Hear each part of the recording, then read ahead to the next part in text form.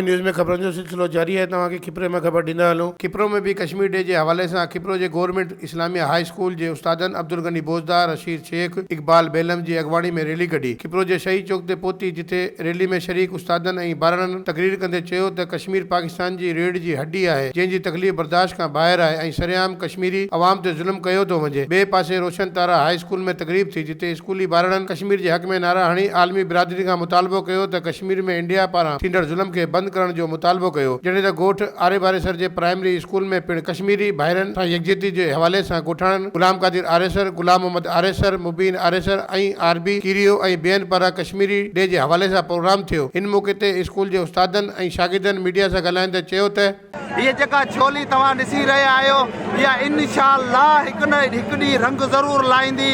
असां पाकिस्तान अॼु 5 तारीख़ ते उहो साबित करे ॾेखारियूं था त असांजी कश्मीर असांजी जान आहे। उन लाइ असांजो सिर वञे त असां सिर ॾियण लाइ तयारु आहियूं।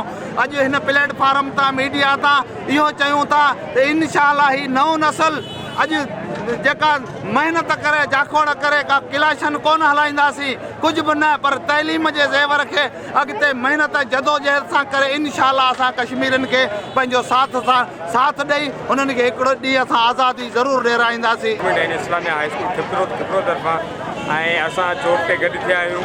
असां कश्मीरनि सां मुकमल यकजहती जो इज़हार करियूं था त कश्मीर अॼु न त सुभाणे ज़रूरु आज़ादु थींदो।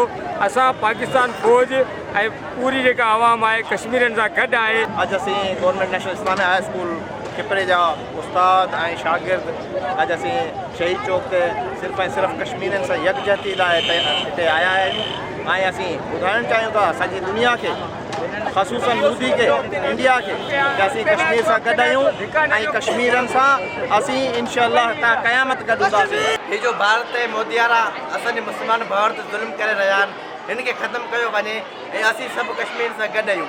सभिनि जो आहे त कश्मीरी भाइरनि सां ज़ुल्म हटायो वञे ऐं कश्मीर खे अलॻि रियासत ॾिनी वञे या पाकिस्तान सां गॾु करायो वञे। इन्हनि चयो त कश्मीर में मुसलमाननि सां भारत तमामु घणो ज़ुल्म करे रहियो आहे, पर अफ़सोस आहे जो आलमी मुल्कनि जा अॻवान हिन एॾे वॾे ज़्यादती ते ख़ामोश आहिनि। वधीक ख़बरनि ऐं तफ़सील जे लाइ विज़िट कयो असांजी वेबसाइट awamiNewsHD.com ऐं ॾिसंदा रहो अवामी न्यूज़ HD।